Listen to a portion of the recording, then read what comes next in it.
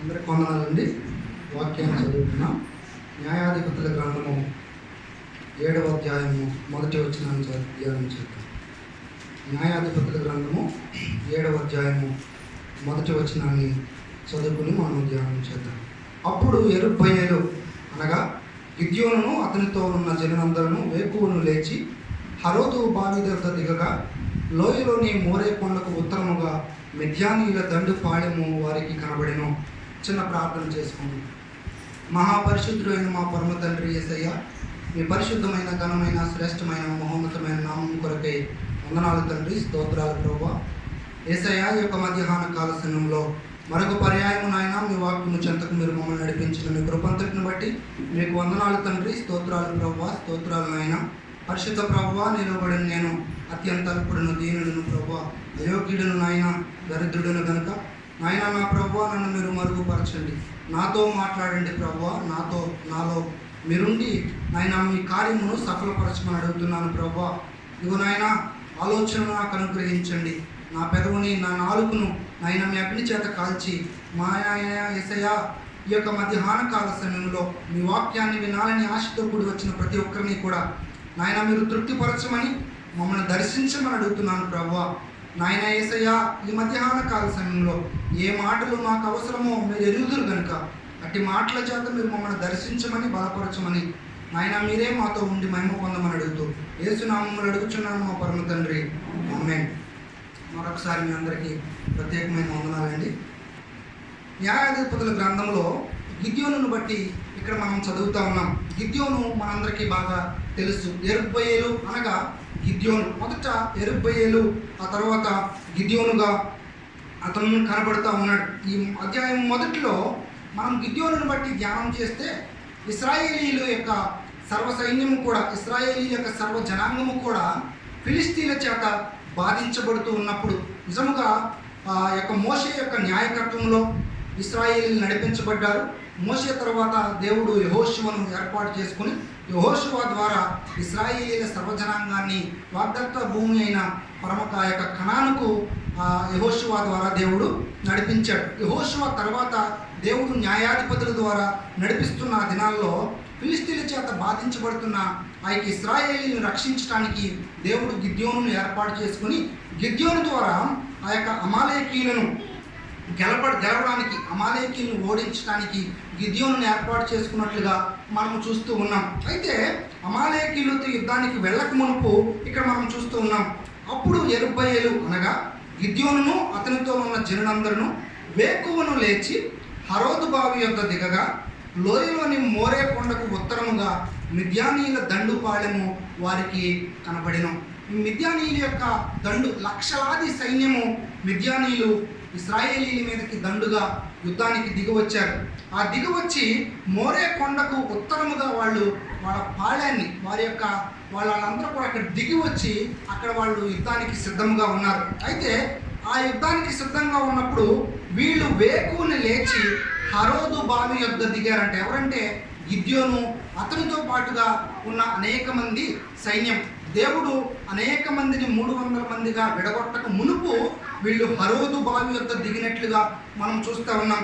హరోదు అంటే బైబిల్ డిక్షనరీలో చూస్తే fountain of trembling అంటే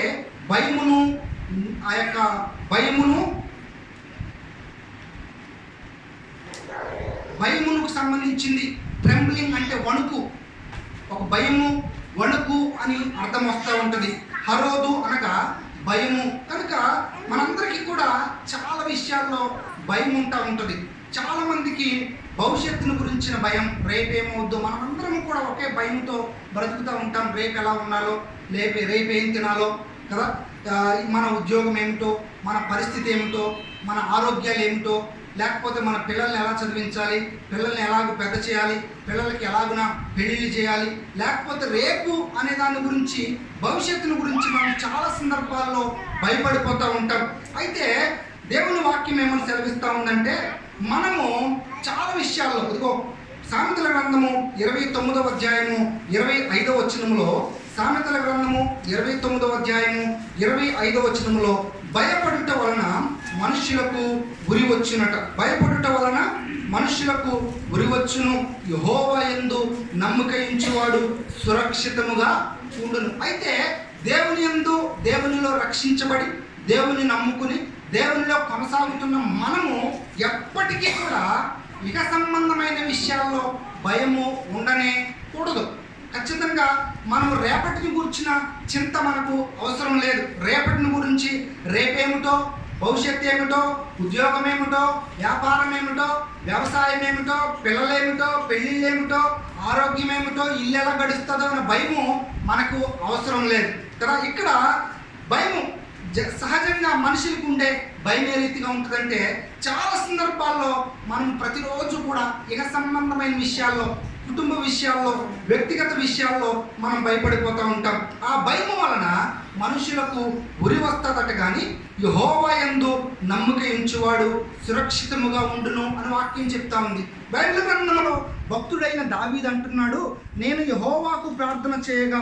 కీర్తనల గ్రంథం 34వ కీర్తన 4వ వచనం. కీర్తనల గ్రంథము 34వ అధ్యాయము 4వ వచనాన్ని మనం చదివినట్లయితే, నేను యెహోవా యొద్ద విచారణ చేయగా ఆయన నాకు ఉత్తరం ఇచ్చెను, నాకు కలిగిన భయములన్నిటిలో నుండి ఆయన నన్ను తప్పించెను. నాకు అనేక భయాలు కలిగాయి, నాకు కలిగిన భయములన్నిటిలో నుండి యెహోవా నన్ను తప్పించెను. దావీదా, నీకేంటయ్యా భయము, నువ్వు రాజు కదా అంటే, దావీదు ఈ రీతిగా చెప్తాడు, నా బాల్య ప్రాయం నుండి నన్ను అనేక భయాలు నన్ను వెంటాడుతూనే వచ్చాయి.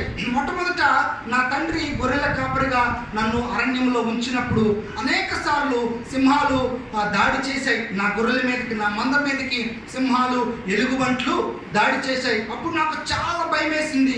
అయితే నా దేవుడు నా పక్షమున ఉండి నన్ను తప్పించాడు. తర్వాత నేను మంచి యవన ప్రాయంలో ఉండగా నేను పౌరుషము కలిగి గొల్యాతును ఎదుర్కొనడానికి వెళ్ళినప్పుడు కూడా నాకు కొంచెం భయం వేసింది. అయితే దేవుడు నా పక్షాన ఉండి నన్ను ఆ యొక్క భయం నుండి తప్పించాడు. అయ్యో, దావీదు విషయంలో మనం చిన్న విషయాన్ని ఆలోచిస్తే, దావీదా, నువ్వు ఒడిసెల విసిరి ఎక్కడ కొట్టావు? నొసటి మీద కొట్టాడు. నొసటి మీద తగిలితే గొల్యాతు వెనక్కబడాలి కదా. దావీదు గొల్యాతు ఏమని రాయబడిందంటే, గొల్యాతు బోర్లా పడ్డాడని రాయబడింది. గొల్యాతు, దావీదు నువ్వు ఎక్కడ కొడితే గొల్యాతు వెనక్కబడాలి కదా, మరి బోర్లా ఎలా పడ్డాడు అంటే, ఏమో నాకు అదంతా తెలియదు. నేను నా దేవుడు నాకు ఇచ్చిన శక్తిని బట్టి నేను గొల్యాతును గురిచూచి ఇక్కడ కొట్టినప్పుడు గొల్యాతు బోర్ల పడ్డాడు. నిజమే, నాకు కలిగిన భయములన్నిటిలో నుండి నా దేవుడు ఆయన నన్ను తప్పించింది. నిజమే, అంత మాత్రమే కాదు, దావీదు అంటున్నాడు, వరద వలె శత్రువులు నా మీదకి పొర్లినప్పుడు. ఎన్నోసార్లు దావీదు మనుష్యుడిగా ఉన్నప్పుడు గొల్యాతును జయించిన తర్వాత ఏదైతే రాజు సాక్షాత్తు సౌలు, నా బిడ్డ నువ్వు గొల్యాతును జయించలేవు, అయ్యో నీకెందుకు కష్టం అన్న అదే సౌలు ఇదిగో దావీదు మీద కక్ష పూనాడు. వాగ్దానం ఇచ్చాడేమో తెలుసా, ఎవడైతే గొల్యాతును జయించుతాడో వాడికి రాజ్యంలో సగం మట్టుకైనా ఇదిగో నా కూతురునిచ్చి నేను వివాహం చేస్తానని వాగ్దానం చేసిన సౌలు ఎప్పుడైతే దావీదు గొల్యాతును జయించాడో ఒక కుళ్ళు పుట్టింది. ఇగో దావీదు ఎలాగైనా నా రాజ్యాన్ని లాగేసుకుంటాడు కదా అని దావీదు మీద కక్ష పూనాడు. ఒకసారి ఈట అలా విసిరాడట. కొంచెంలో దావీదు అంటాడు కదా, ఇగో మరణానికి నాకు అడుగు దూరమే, మరణానికి నాకు అడుగు దూరమే. నిజముగా మరణానికి సమీపమైపోయినప్పుడు మనకి ఎంత భయం వేస్తుందో. మనకి ఎక్కడో ఇప్పుడు మనం కనపడని శత్రువుతో మనం అందరం యుద్ధం చేస్తున్నాం. ఎక్కడ ఉందో తెలియదు, మన పక్కన ఉందో తెలియదు, గాల్లో ఉందో తెలియదు, గోడలో ఉందో తెలియదు, ధూళ్ళలో ఉందో తెలియదు కదా. భయం మనకి. దావీదు అంటున్నాడు, మరణము నాకు అడుగు దూరంలోనే, జస్ట్ తప్పించాడు దేవుడు నాకు కలిగిన భయములన్నిటిలో నుండి నా దేవుడైన యెహోవా నన్ను తప్పించాడు. ఇంకో సౌలు రాజు ఈటను నా మీదకి విసరగా నేను అలా కొంచెంలో తప్పించుకుని పారిపోయాను. చాలాసార్లు తప్పించుకుని పారిపోయాడట. అన్నిసార్లు తప్పించుకుని పారిపోయిన సౌలు అంటున్నాడు, సమూయేలు రాసిన సమూయేలు మొదటి గ్రంథము 23వ అధ్యాయము 28వ వచనాన్ని ధ్యానం చేస్తే, దావీదు దేవునికి ఒక పేరు పెడుతున్నట్లుగా మనకు కనబడుతూ ఉంది. సమూయేలు మొదటి గ్రంథం 23వ అధ్యాయము 28వ వచనం. సౌలు దావీదును తరుముట మాని వెనుకకు తిరిగి ఫిలిష్తీయులను ఎదుర్కొనబోయెను, కాబట్టి సెలహమ్మలేకోతు అని ఆ స్థలమునకు పేరు పెట్టాడట. అంటే దాని అర్థం ఏమంటే భయవిముక్తి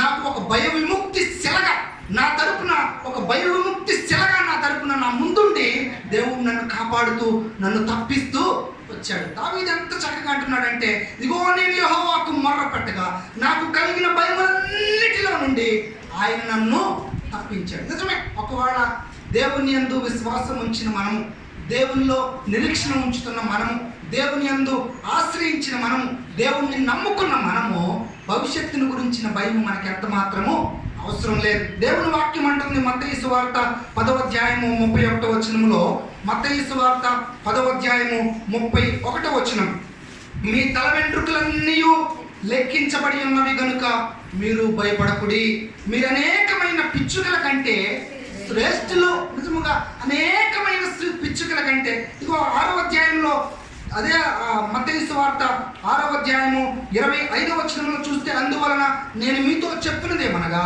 ఏమి తిందుమో అని, ఏమి త్రాగుదుమో అని మీ ప్రాణమును గుర్చేయను, ఏమి ధరించుకుందుమో అని మీ దేహమును గుర్చేయను చింతించకుడి. ఆహారము కంటే ప్రాణమును, వస్త్రము కంటే దేహమును గొప్పవి కావా అని యేసునాథుడు పలుకుతూ ఉన్నట్లుగా చూస్తూ ఉన్నాం. నిజమే, దేవుడు అంటున్నాడు, మీ తల వెంట్రుకలన్నీ కూడా లెక్కించబడి ఉన్నవి, మీరు భయపడకుడి, మీరు అనేకమైన పిచ్చుకల కంటే శ్రేష్ఠులు. ఆకాశ పక్షులకు చూడండి, అవి విత్తవు, కోయవు, గరిసెలలో దాచుకునవు, వాటికంటే మీరు శ్రేష్ఠులు కారా అని దేవుని వాక్యం సెలవిస్తూ ఉంది. మీరు చేయవలసిన కార్యం ఏమిటంటే, మొదట నా రాజ్యాన్ని, నా నీతిని వెతకండి అని దేవుని వాక్యం సెలవిస్తూ ఉంది పిల్లారా. కనుక దేవుని మనము నమ్ముకున్న మనము ఇహ సంబంధమైన విషయాల్లో ఎంత మాత్రము భయపడవలసిన అవసరము లేదు. ఎందుకనంటే దేవుని వాక్యం అంటుంది, మీ చింత యావత్తు నా మీద వేయండి, మీ తరపున మీ భారాన్ని మోసేవాడిని నేనున్నాను కదా.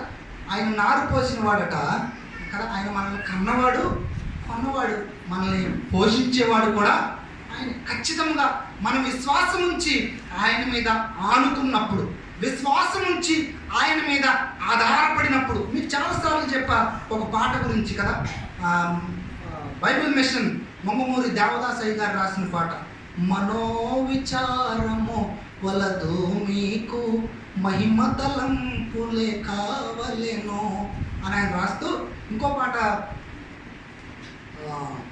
సరే గుర్తు రావట్లేదు నాకు. కనుక చాలా విషయాలనే మనం చాలాసార్లు ధ్యానం చేశాం. మనం ఎంత మాత్రము ఇహ సంబంధమైన విషయాల్లో భయపడవలసిన అవసరం కానీ, చింతించవలసిన అవసరత కానీ లేదు. అయితే సహజముగా మనం అందరం ఏం చేస్తామంటే, మనందరికీ కూడా ఇహ సంబంధమైన విషయాల్లోనే ఎక్కువగా మనము భయపడిపోతాం. అయితే క్రైస్తవులమైన మనము, విశ్వాసులమైన మనము దేని గురించి భయపడాలంటే, భయపడవలసిన అవసరం లేదు. దేని గురించి అంటే, ఇహ సంబంధమైన విషయాల్లో భవిష్యత్తును గురించి కానీ, పిల్లల గురించి కానీ, ఆరోగ్యాన్ని గురించి కానీ. మీరు విన్నారో లేదో కానీ, లాక్డౌన్ స్టార్ట్ అయిన మొదటి ఆదివారం మనం ఉదయాన్నే పెట్టుకున్నాం. అంటే ఆ రోజు దాన్ని ఏమన్నారు, జనతా కర్ఫ్యూ. రెండవ ఆదివారం లైవ్లో ఇచ్చినప్పుడు ఒక మాట చెప్పారు, వాక్యం ఎంతమంది విన్నారు, నువ్వు దాక్కుంటున్నావా దాచబడుతున్నావా అని ఒక వాక్యం చెప్పాను. ఎంతమంది విన్నారు? మంచిది, వింటే దానిలే. దాంట్లో నేను ఏమని చెప్పానంటే, మనం ఎంత దాక్కున్నా ఖచ్చితంగా మనకు వ్యాధి అంటుకుంటుంది. ఎంత దాక్కున్నా. ఏమండి, నేను ఆ రోజు చెప్పానేమనంటే, ఇంగ్లాండ్ ప్రధానమంత్రి జోనస్ బోర్కిస్ ఏదో పేరున్నాయి, అది బోరిస్ జాన్సన్ చెల్లి చెప్పింది, బోరిస్ జాన్సన్ కదా, అతనికి వచ్చింది కరోనా వ్యాధి. నిన్న విన్నాను నేను, గంగూలీ యొక్క ఇంట్లో, గంగూలీ వదిన గారికి వచ్చిందంట. అంటే క్రికెటర్ గంగూలీ, అది ఎంత కోటీశ్వర్లు అండి, అసలు ఎంత జాగ్రత్తలు తీసుకుంటారో తెలుసా. వెళ్ళేటప్పుడు, బయటకు వెళ్ళేటప్పుడు కార్లు దాసి రోజంతా తడిగొట్లు పెడుతూ ఇల్లంతా శానిటైజ్ చేస్తూ ఉంటారు. వాళ్ళకి ఎలా వచ్చినాయి అసలు? ఇదిగో మన ఢిల్లీ, మన భారతదేశానికి ఆరోగ్య మంత్రి, ఆరోగ్య శాఖ, వాళ్ళ ఉద్యోగమే ఆరోగ్యం.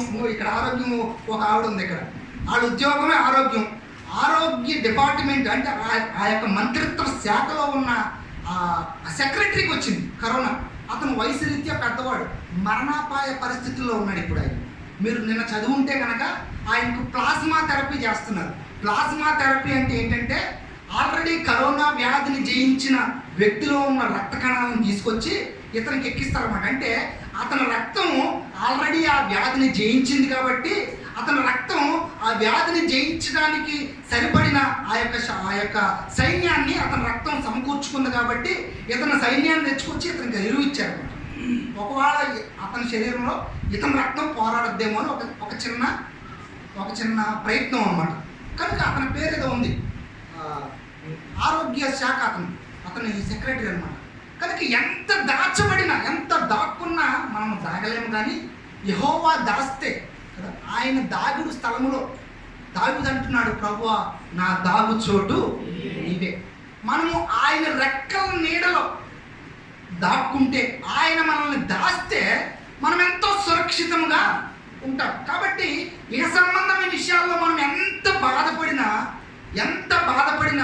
మనం ఏమాత్రం కూడా దాన్ని ఏమి మార్చలేం. ఆరోగ్యాన్ని మార్చలేం, భవిష్యత్తును మార్చలేం, ఏది మనం మార్చలేం. ఎంత భయపడినా మనము మార్చలేం. అయితే దేనికి మనం భయపడాలంటే ప్రాముఖ్యమైన విషయాన్ని మనం ధ్యానం చేద్దాం. 3 విషయాలు మనము ధ్యానం చేసి ముగించుకుందాం. ఫిలిప్పీలకు రాసిన పత్రిక 2వ అధ్యాయము 12వ వచనాన్ని ధ్యానం చేద్దాం. ఫిలిప్పీలకు రాసిన పత్రిక 2వ అధ్యాయము 12వ వచనం. కాగా ప్రియులారా, మీరెల్లప్పుడూ విధేయులై ఉన్న ప్రకారము నా ఎదుట ఉన్నప్పుడు మాత్రమే కాక మరి ఎక్కువగా నేను మీతో లేని ఈ కాలమందును భయముతోనూ వణుకుతోనూ మీ సొంత రక్షణను కొనసాగించుడి. ఇదిగో గిద్యోను అతని యొక్క సైన్యము హరోదు బావి దగ్గర దిగారట. హరోదు అనగా భయమును, వణుకు అని అర్థం. నిజముగా విశ్వాసులమైన మనందరికీ కూడా ఈ హరోదు అనుభవం కావాలి. వారు వేకువనే లేచి హరోదు బావి దగ్గర దిగారట.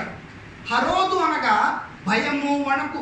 ఇక సంబంధమైన విషయాల్లో దేనికి కూడా భయము, వణుకు ఉండకూడదు. నిజానికి ప్రకటన గ్రంథంలో రాయబడింది, అవిశ్వాసులను, పెరికివారును, మాంత్రికులను, అబద్ధికులను అగ్నిగంధకములతో మండు గుండములో పడవేయబడతారట. పిరికివారు అంటే ఇహ సంబంధమైన విషయాల్లో.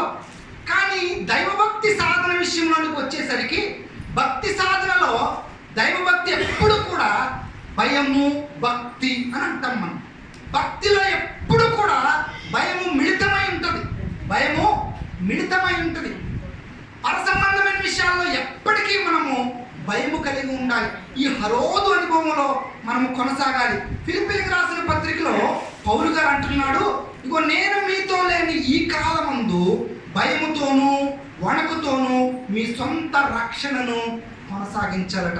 దేనికి మనం భయపడాలంటే, మొట్టమొదటి విషయం దేనికి మనం భయపడాలంటే మన రక్షణ, మన సొంత రక్షణను కాపాడుకొనుటకు మనం భయపడాలి. మన సొంత రక్షణను మనం కాపాడుకొనటానికి భయపడాలి.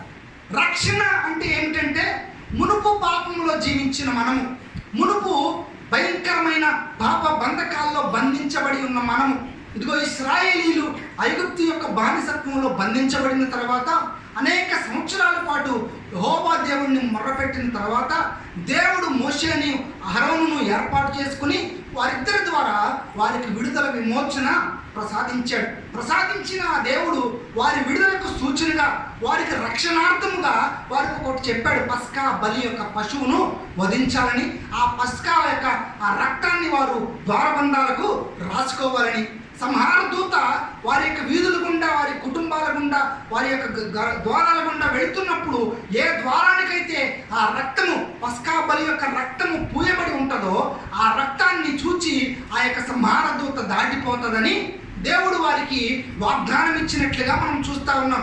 ఆ రీతిగానే రక్షణ అనగా మనము మునుపు పాపంలో ఉన్న మనము. ఇర్మియా గ్రంథము 4వ అధ్యాయము 14వ వచనములో దేవుని వాక్యం ఈ రీతిగా చెప్తా ఉన్నది. ఇర్మియా గ్రంథము 4వ అధ్యాయము 14వ వచనములో, యెరూషలేమా నీవు రక్షించబడినట్లు నీ హృదయములో నుండి చెడుతనమును కడిగి వేసుకొనుము.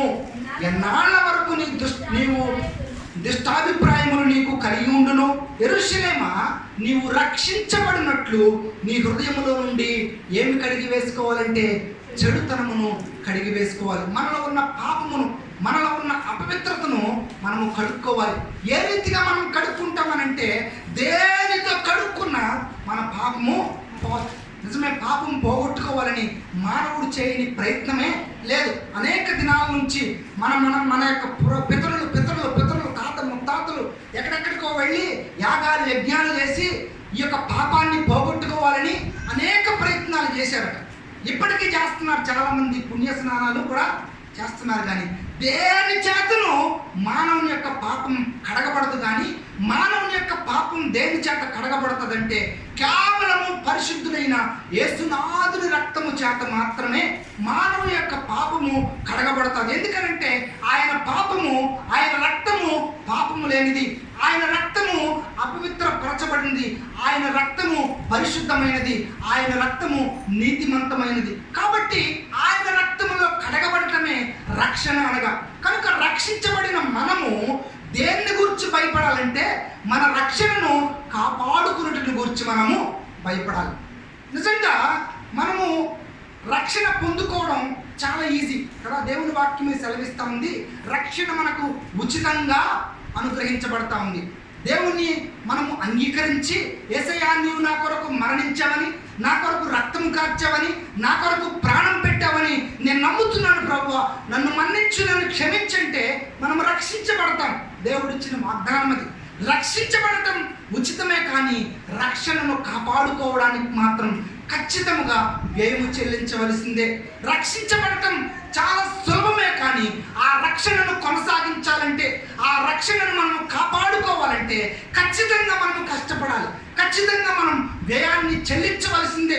ఎందుకు అనంటే నిజముగా మనము దేవునిలో కొనసాగుతున్న మనము, దేవుని యందు రక్షించబడిన మనము మందిరాన్ని విడిచిపెట్టిన తర్వాత మన మాటలో, మన ప్రవర్తనలో, మన క్రియలో, మన చూపులో, మన తలంపులో, మన నడవడికలో, మనం కూర్చున్న ప్రదేశంలో, మనం నిల్చున్న ప్రదేశంలో, మనం పనిచేస్తున్న ప్రదేశంలో మనము చాలా జాగ్రత్తగా ఉండాలి. ఒకవేళ బూతులు మనల్ని పట్టుకెళ్ళిపోకుండా, సరసోక్తులు మనల్ని పట్టుకెళ్ళిపోకుండా, దొంగతనాలు మనల్ని పట్టుకెళ్ళిపోకుండా, వ్యభిచారము మనల్ని ముంచివేయకుండా మనము చాలా జాగ్రత్త కలిగి ఉండాలి. దేనికి మనం భయపడాలంటే మన సొంత రక్షణను కాపాడుకోవడానికి భయపడాలి. నిజంగా చాలా ప్రాముఖ్యమైన విషయం. శరీర సంబంధమైన విషయాల్లో చాలా భయపడిపోతాం మనం. రేపేం చేయాలో. మత్తయి సువార్త 10వ అధ్యాయము 28వ వచనంలో దేవుని వాక్యం అంటుంది. మత్తయి సువార్త 10వ అధ్యాయము 28వ వచనం, మరియు ఆత్మను చంపనేరక దేహమునే చంపు వారికి భయపడకుడి, కానీ ఆత్మను దేహమును కూడా నరకములో నశింప చేయగలవానికి మిక్కిలి భయపడుడి. మనము దేనికి భయపడాలంటే ఆత్మను చంపనేరక దేహమునే చంపు వారికి భయపడకూడదట. మనం దేహాన్ని చంపేదంటే ఏంటి? ఒకవేళ ఆకలి మనల్ని చంపేయవచ్చేమో కదా, ఆకలి మనల్ని చంపివేయచ్చేమో, ఒకవేళ అనారోగ్యం మనల్ని చంపివేయచ్చేమో, ఒకవేళ దరిద్రం మనల్ని చంపివేయచ్చేమో. లాజరు బహు బీదవాడట, కడు దరిద్రుడు, తినడానికి కూడా తిండి లేక ఎల్లప్పుడూ ఆ యొక్క ధనవంతుడి ఇంటి వాకిట్లో పడి అలాగ విపరీతమైన అనారోగ్యాల చేత, జబ్బుల చేత బాధించబడ్డాడు. కానీ అబ్రహాము రొమ్మున ఆనుకున్నాడట. అందుకని దేవుని వాక్యం అంటుంది, మరియు ఆత్మను చంపనేరక, చదవమ్మ, దేహమునే చంపు వారికి భయపడకుడి, కానీ ఆత్మను దేహమును చంపువానికి, నరకములో నశింప చేయగలవానికి మిక్కిలి భయపడాలట. మిక్కిలి భయపడాలి. కనుక మనము చాలా జాగ్రత్తగా ప్రతి సందర్భంలో, ప్రతి ఒక్క సిచ్యువేషన్లో, ప్రతి సందర్భంలో కూడా మనము భయపడుతూ జీవించాలి. ఒకవేళ మనం పనిచేసే ప్రదేశంలో, మనము నిల్చుంటున్న, మనం ప్రయాణం చేస్తున్న బస్సులో కానీ, మనం బస్ స్టాండ్లో కానీ, ఎక్కడైనా కూడా అవన్నీ కూడా మనల్ని పాపంలో పడవేసే కార్ఖానాలు లాంటివి అన్నమాట. నిరంతరం నిత్యం మన చేతిలో ఒక సెల్ ఫోన్ ఉంటుంది కదా, అది మనల్ని నిత్యం పాపంలో పడవేసే పెద్ద కార్ఖానా, అది ఒక ఫ్యాక్టరీ. మనల్ని ఎప్పుడు పాపంలో పడవేయడానికి నిరంతరం సిద్ధంగా ఉంటుంది. యవన పిల్లల్ని మరీ ఎక్కువగా మన కళ్ళని బాగా మోసం చేస్తూ, మన శరీరాన్ని, మన తలంపులను, మన ఆలోచనను నిరంతరం మనం అనుకుంటాం రక్షించబడ్డాం కదా, రక్షించబడితే చాలు కదా, దేవుని బిడ్డలమే కదా, నేను క్రైస్తవునే కదా, నేను బాప్తిస్మం పొందాను కదా, మనిషిని కాబట్టి చిన్నవి చూస్తే తప్పేంటి, మనిషిని కాబట్టి చిన్నవి మాట్లాడితే తప్పేమిటి, మనిషిని కాబట్టి చిన్న చిన్నవి చేస్తే తప్పేమిటి, దీనికే పతనమైపోతామా, దీనికే పాడైపోతామా అని అనుకుంటాం మనం.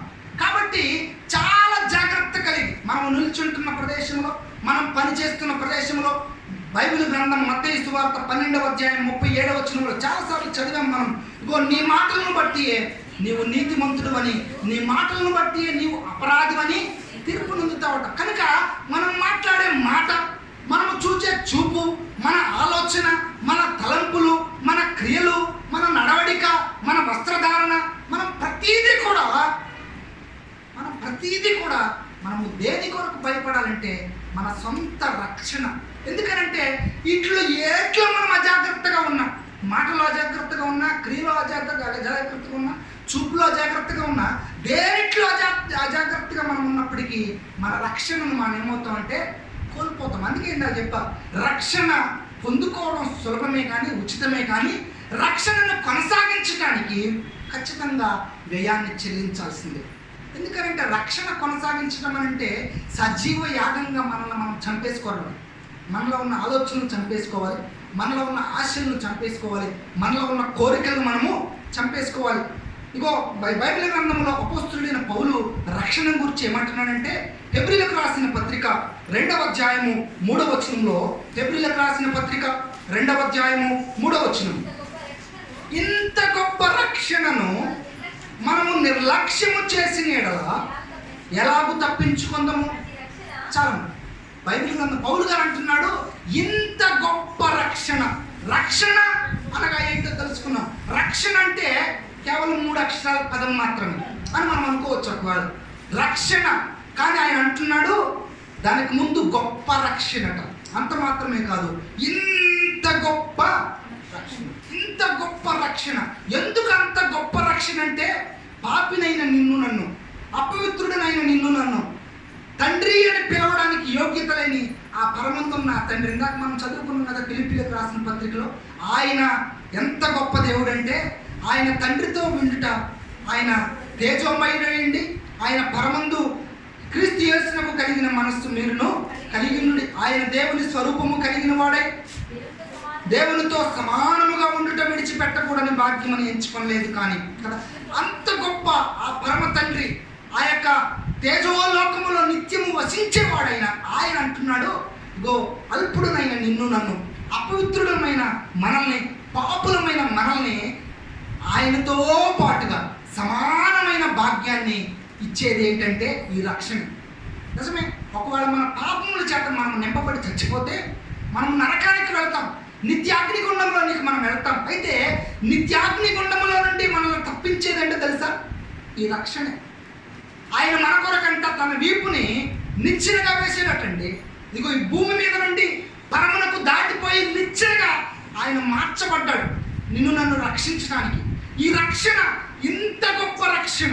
ఎందుకనంటే పాపులమైన మనం ఊహించలేం. నిజంగా ఎక్కడో జొన్నవారుగుడులో అనామకమైన జీవితం జీవించే మనకి తెల్లారే ఢిల్లీ నుంచి ప్రధానమంత్రి గారి నుంచి ఫోన్ వచ్చి, అర్జెంటుగా అమ్మాయి వెంకటలక్ష్మి నువ్వు ఢిల్లీ వచ్చి నీతో పాటు నేను ఫోన్ చేయాలన్నాడు అనుకోండి. ఎవరో మోడీ గారు ఎంతమందికి చెప్తాదో చెయ్యి కదా, ఎంతమందికి చెప్తాదో. నన్ను పిలిచారు. ఎందుకు పిలిచారు? ఎవరు పిలిచారు తెలుసా? ప్రధానమంత్రి గారు పిలిచారు. ఎలా పిలిచారు తెలుసా? నా కోసం ప్రత్యేకమైన విమానాన్ని ఏర్పాటు చేశారు. నేను ఎక్కడి నుంచి హైదరాబాద్ ప్రత్యేకమైన కారులో వెళ్ళి, ప్రత్యేకమైన సెక్యూరిటీతో ఢిల్లీ వెళ్ళి అక్కడ ప్రధానమంత్రితో కలుసుకుని భోజనం చేసి, నేను ఎంత గొప్ప భాగ్యమో. అటువంటిది నిన్ను నన్ను, ఎన్నికలేని మనల్ని, ఎన్నదగిన మనల్ని, పాపులమైన మనల్ని దేవుడు అంటున్నాడు, ఇగో ఆయనతో పాటు యుగ యుగాలు మనం ఉంచేదే ఈ గొప్ప రక్షణ. ఇంత గొప్ప రక్షణ మనము నిర్లక్ష్యము చేసిన ఎడల ఎలాగునా తప్పించుకుంటాం మనం. ఎంత గొప్ప రక్షణ అంటే నిజంగా పిల్లరా, మనము రాహాబును బట్టి మనం ధ్యానం చేస్తే, యెహోషువ మోషే తర్వాత యెహోషువ ఇశ్రాయేలుని నడిపించేటప్పుడు యెహోషువ ఆ యొక్క యెరికోను వేగి చూడటానికి 2 మనుషుల్ని పంపించాడట. ఇద్దరు మనుషుల్ని పంపిస్తే ఆ ఇద్దరు మనుషులు యెరికోను వేగు చూసి తిరిగి వచ్చేటప్పుడు వారు అనుకోని యెహోషువ గ్రంథము 2వ అధ్యాయంలో మాట కనపడుతుంది. చూడండి ఒకసారి.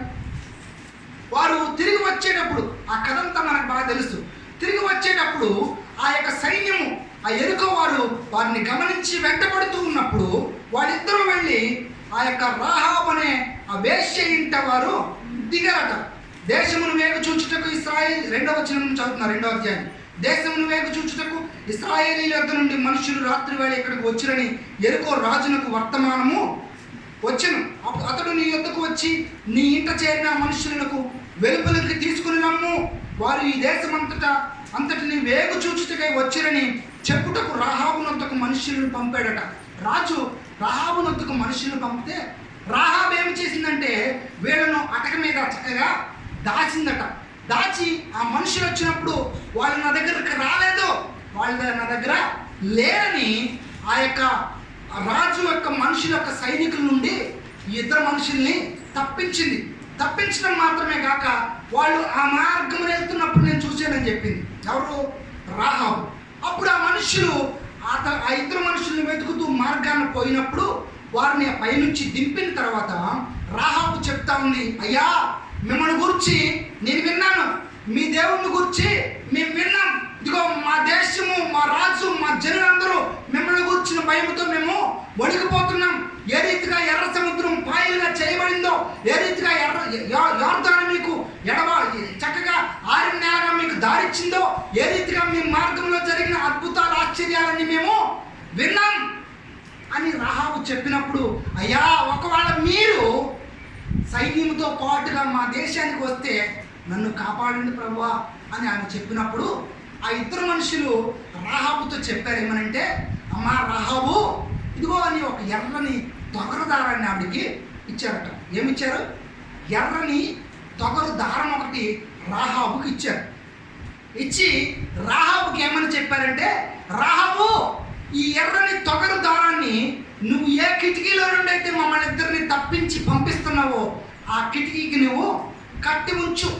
అంత మాత్రమే కాదు, నీ తల్లిదండ్రులను, నీ అన్నదమ్ములను, నీ తోబుట్టువులను, నీ వారిని అందరినీ తెచ్చి ఆ ఇంట్లో నువ్వు ఉంచుకో. ఎప్పుడైతే ఈ ఇంట్లో నుంచి బయటకు వెళ్తాడో వాడు తన ప్రాణానికి తానే ఉత్తరవాది. చూడండి అక్కడ మంచి మాట అక్కడ ఉంది, చదవమని. 18వ వచనం 2వ అధ్యాయం.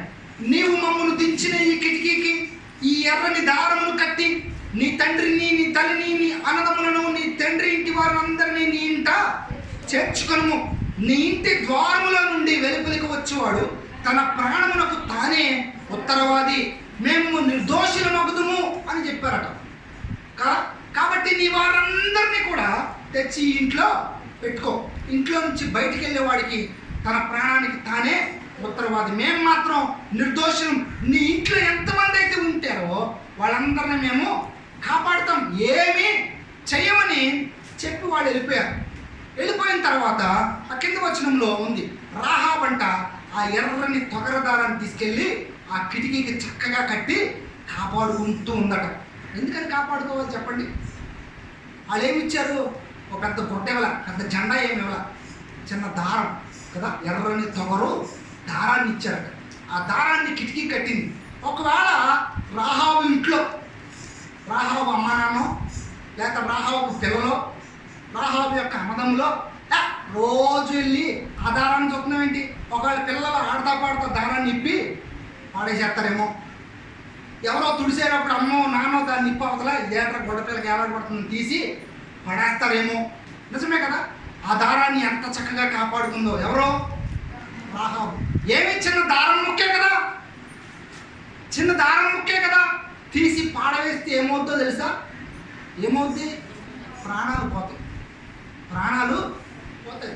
చెప్పారు వాళ్ళు ఖచ్చితంగా, ఈ దారమే నీకు నాకు గుర్తు, ఈ దారమే రక్షణ. ఒకవేళ రాహాబు ఇంట్లో వాళ్ళు అనుకోవచ్చు, పిచ్చిదానికి నువ్వు రాహాబు దారం నిన్ను కాపాడుతుందా? ఆ దారం నిన్ను మరణం నుంచి కాపాడుతుందా? ఆ దారం నువ్వు చచ్చిపోకుండా కాపాడుతుందా? కదా. కొరింథీయులకు రాసిన మొదటి పత్రిక కొరింథీయులకు రాసిన మొదటి పత్రిక 1వ అధ్యాయం 18వ వచనంలో చాలాసార్లు మనం చదివాం. సిలువను గూర్చిన వార్త నశించుచున్న వారికి వెరితనం కానీ రక్షించబడుచున్న మనకు అది దేవుని యొక్క శక్తి. సిలువ మనకు దేవుని యొక్క శక్తి. రక్షణను మనం ఎందుకు కొనసాగించాలంటే ఆ సిలువ యొక్క శక్తి మనం ఎరుగుదుము కాబట్టి. అన్యులకు నశించబడుతున్న వారికి అది చిన్న దారమే, అది చిన్న అడ్డకర్ర, నిలువు కర్ర.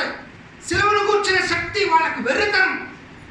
రాహాబు ఇంట్లో వాళ్ళు అనవచ్చు, రాహాబు ఆ దారం ముక్క నిన్ను కాపాడుతుందా? వెర్రితనంగా అవహేళన చేసి ఉండొచ్చు ఒకవేళ రాహాబు ఇంటి వారు, కానీ రాహాబు అంటుంది ఆ దారమే నన్ను కాపాడుతుంది. ఈరోజు మనము కూడా అనాలి, ఆ సిలువే నన్ను కాపాడు. ఇంత గొప్ప రక్షణ మనము నిర్లక్ష్యము చేసిన ఎడల మనము తప్పించుకుంటామా? నిజంగా చాలా విషయాల్లో, ఏ సంబంధమైన విషయాలు ఎంత భయపడిపోతామో. భీమ అయిపోతే భయపడిపోతాం, చిన్న చిన్న విషయాలకి భయపడిపోతాం, ఆర్థిక సంబంధమైన విషయాలకు భయపడిపోతాం, ప్రతి విషయానికి భయపడిపోతాం మనం. కానీ ఆత్మ సంబంధమైన విషయాల్లో కొంచెం కూడా భయం ఉంటుంది. ఏది పడితే అది మాట్లాడేస్తాం, ఏది పడితే అది చూస్తాం, మనం ఎక్కడ పడితే అక్కడ తిరుగుతాం, ఎలా పడితే అలాగ మనం జీవిస్తాం. కానీ వాక్యం అంటుంది ఆత్మను చంపనేరక దేహాన్ని చంపేదానికి నువ్వెప్పుడు కూడా భయపడక్కర్లేదట. కానీ ఆత్మను దేహమును చంపేదానికి మనం బాగా భయపడాలి. ఆత్మను దేహమును కూడా నరకంలో పడదేసేదానికి. ఏది నిన్ను నరకంలో పడేస్తుందో తెలుసా? ఏది నిన్ను నరకంలో పడేస్తుందంటే నీ ఆకలి నిన్ను నరకంలో పడేయదు. నీకొచ్చే శారీరక శ్రమలు నిన్ను నరకంలో పడేయవు. నీకొచ్చే ఈ యొక్క శ్రమలు, మనం గడిచిన 2 వారాలు 3 వారాల క్రితం నేను ధ్యానించినట్టు గుర్తు, ఇప్పటి కాలపు శ్రమలంట ఎన్నదగనివి కావు అని అపోస్తలుడైన పౌలు అంటున్నాడు. ఇప్పటి కాలపు శ్రమలు, మనము ఎంతైతే శ్రమ పడుతున్నామో అంతకు మించిన మహిమ మన కొరకు సిద్ధపరచబడి ఉంది. ఎంతైతే నీవు దేవుని గురించి శ్రమ పడుతున్నావో, ఎంతైతే నీవు దేవుని నమ్ముకోవడాన్ని బట్టి నీ మాట విషయంలో, నీ ప్రవర్తన విషయంలో, నీ యొక్క ఉద్యోగ విషయంలో, అన్ని విషయాల్లో నువ్వు పడుతూ, అనుభవిస్తూ, శ్రమ పడుతూ నువ్వు తగ్గించుకుంటూ ఉంటున్నావా, అంతకు మించిన మేలు, అంతకు మించిన ఆశీర్వాదం ఖచ్చితంగా నీకు సిద్ధపరచబడుతుంది. ఖచ్చితంగా దేవుడు నీకు ఏర్పాటు చేస్తాడు. కానీ ఇక సంబంధమైన విషయాల్లో భయపడుతూ ఆత్మ సంబంధమైన విషయాల్లో నిర్లక్ష్యంగా బ్రతికితే చాలాసార్లు మనం అనుకుంటాం, నేను కూడా అనుకున్నాను. మత్తయి సువార్త ఇందాక మనం చదివాం కదా 6వ అధ్యాయంలో, మనమంట మొట్టమొదట ఆయన రాజ్యాన్ని, ఆయన నీతిని వెతకాలట. ప్రభు నిజమే కదా, నీ రాజ్యాన్ని అంటే నేను నిన్ను నమ్ముకున్నా, నీయే నా దేవుడు అని నేను అనుకుంటున్నా, నీలోనే నేను కొనసాగుతున్నా. నాకెందుకు ఈ కష్టాలు, నాకెందుకు ఈ శ్రమలు, నాకెందుకు ఈ శోధనలు, నాకెందుకు ఈ ఇబ్బందులు, నాకే ఎందుకు వస్తున్నాయి, నాకే ఎందుకు ఈ శోధనలు అని మనం అనుకుంటాం. కానీ ఎన్ని శోధనలు వచ్చినా అవి చాలా చిన్నవే. ఎందుకో తెలుసా? ఆయన ఖచ్చితంగా అంటున్నాడు, నా రాజ్యాన్ని, నా నీతిని మీరు వెతకండి. మీకు ఏది కావాలో నాకు తెలుసు, అవన్నీ మీకు అనుగ్రహించబడను. అవన్నీ అంట, ఒకటి కాదు, అన్నీ. ఎందుకో తెలుసా? మన యొక్క పితరులు, మనకు మార్గదర్శకంగా దేవుడు ఉంచిన మన ఇశ్రాయేలీని బట్టి కానీ, బైబిల్లో అనేక మంది భక్తుల యొక్క చరిత్రలు చూస్తే వాళ్ళు కూడా శ్రమ పడ్డారు. యేసేపు ఎంత శ్రమ పడ్డాడు? యేసేపుకు వచ్చినంత శ్రమ ఎవరికైనా ఉందా? సొంత అన్నలే కొట్టేశారు. కొట్టడం కాదు, గొంతులో పడేస్తారండి. బ్రతుకు మీద ఆశ లేదు. ఎప్పుడు వాళ్ళకి కీడు చేసిన వాడు కాదు యేసేపు, ఎప్పుడు వాళ్ళకి అన్యాయం చేసిన వాడు కాదు యేసేపు. అబ్బా నా అన్నయ్యలో, నా తమ్ముడు, అబ్బా నా రక్త సంబంధం, మా అమ్మ మా నాన్న అనుకున్నాడు ఎంత ప్రేమించాడో యేసేపు. కానీ పెట్టేలు అని కొట్టేశారు, గోతులో పడేశారు. అంత మాత్రమే కాదు, అమ్మేస్తే అయ్యో నన్ను అమ్మేసావు నా అన్నయ్యని బాధపడలే యేసేపు. అక్కడ కూడా నమ్మకంగా జీవిస్తే ఆ పోతీఫరు భార్య చేయని పాపానికి పాపం అంట కట్టి చెరసాలలో పడేయించింది. యేసేపు అనుకోవచ్చు, అయ్యో నా నీతి నన్ను ఏం చేస్తుంది, నా భక్తి నాకు ఏం చేసింది, నేను అంత భక్తిగా నా దేవుడికి భక్తి చేస్తూ ఉంటే నా అన్నయ్యేమో నన్ను కొట్టేశారు, గొంతులో పడేశారు, మళ్ళీ అమ్మేసినా కానీ నేను ఇంత నమ్మకంగా దేవుడా నిన్ను పూజ చేస్తూ ఉంటే, భక్తి చేస్తూ ఉంటే, ఈమెమో నేను ఇంకా నా రక్షణ కాపాడుకుంటానికి, పాపంగా ఉండకుండా, పాపంలో పడిపోకుండా ఉండటానికి ఆమె నుంచి దూరంగా పారిపోతే ప్రేమించింది నేను ఎందుకు భక్తి చేయాలి అని అనుకోవచ్చు యేసేపు కదా. అయినా చెరసాలలో కూడా నమ్మకంగా ఉన్నాడు యేసేపు. చెరసాలలో కూడా దేవుని యందు యథార్థంగా జీవించాడు. ఓపిక పడితే యేసేపు ఏమాడు తెలుసా? ఆ యొక్క పరవాసి అయిన దేశంలో, ఐగుప్తు దేశంలో, ఎవరు ఎరగినటువంటి దేశంలో రాజు అయ్యాడు. దేవుడు రాజుని చేశాడు. దేవుడు అంటున్నాడు, దేవుడి యొక్క వాగ్దానం ఎప్పుడు కూడా ఇది అర్థం కాదు. ఓపిక కావాలి మనకి. దేవుని యొక్క వాగ్దానాన్ని స్వతంత్రించుకోవడానికి ఓపిక కావాలి, కనిపెట్టాలి మనం. ఒక్కొక్కరికి తొందరగా జరుగుతుంది, ఒక్కొక్కరికి లేటుగా జరుగుతుంది. కానీ మనం ఓపికతో కనిపెట్టాలి. దేవుడు అంటున్నాడు, నా రాజ్యాన్ని వెతకండి, నా నీతిని వెతకండి, నన్ను వెంబడించండి, నా మార్గంలో మీరు ఉండండి, నన్ను గురించి భయపడండి, నన్ను గురించిన చింత మీద చేయండి. మిమ్మల్ని గురించిన చింత యావత్తు నా మీద. ఏమి తిందుమా అని ఆహారం గురించి, ఏమి ధరించుకుందుమా అని దేహం గురించి మీరు చింతించకండి. మీ దేహాన్ని గురించిన బాధ నాది, మీ ఆహారాన్ని గురించిన బాధ నాది కదా. కాకితో దైవజనుడికి ఆహారం పంపించిన మన దేవుడు విధవరాలి చేత ఇగో ఇంత పిండి, ఇంత నూనెలో సంవత్సరాలు తరిపడ ఆ తరగని ఆహారాన్ని కుటుంబం అంతటికీ సేవకుడికి పెట్టిన దేవుడు అద్భుతాన్ని చేయడం అని ఎడల నమ్మితే కదా. దేవుని వాక్యం చెప్తా ఉంది, నమ్ముట నీ వలనైతే నమ్మువానికి సమస్తం సార్. వాక్యాలన్నీ మనకు తెలుసు, కానీ మనం పాటించం, మనం గమనించం, మనం నమ్మం. దేవుని వాక్యం అంటుంది, దేన్ని గురించిన భయం మనకు ఉండాలంటే రక్షణను గురించిన భయం. రక్షణను గురించిన భయం, మన సొంత రక్షణను భయముతోనూ వణుకుతోనూ మనం కాపాడుకోవాలి. భయముతోనూ వణుకుతోనూ మనం కాపాడుకోవాలి. అయ్యో నేను ఎక్కడ పడిపోతానో, నా మాటలో నేను పడిపోతానేమో, అయ్యో నేను రక్షించబడ్డానని అనుకుంటున్నాను కానీ, బాప్తిస్మం పొందానని అనుకుంటున్నాను కానీ, దేవుల్లో ఉన్నానని అనుకుంటున్నాను కానీ అనుకున్నారు ఇశ్రాయేలీయులు కూడా. అబ్బా మేమందరము ప్రయాణంలోనే ఉన్నాం, మేమందరము కనానికే వెళ్తున్నామని ఒక్కరు కూడా ఇద్దరు తప్ప 6 లక్షల కాల్బలము, అనేక మంది ముసలివాళ్ళు, లక్షల సైన్యం బయలుదేరిన వాళ్ళలో ఇద్దరు తప్ప మరెవరు కూడా ఆ యొక్క కణాన్ని స్వతంత్రించుకోలేదు తెలుసా. ఒక్కవాళ్ళ గుంపులో ఉన్నామని, క్రైస్తవులమేనని, విశ్వాసులమేనని, నేను బాప్తిస్మం పొందానని అనుకుంటున్నామేమో, కానీ రక్షించబడటం సులభమే, రక్షించబడటం ఉచితమే. కానీ నీ రక్షణను కాపాడుకునడానికి నీ జీవితం అంతా నీవు ప్రయాసపడవలసిందే. ఎందుకనంటే రెండవది మనం ధ్యానం చేద్దాం. యెషయా గ్రంథము 66వ అధ్యాయము 2వ వచనం. యెషయా గ్రంథము 66వ అధ్యాయము 2వ వచనం.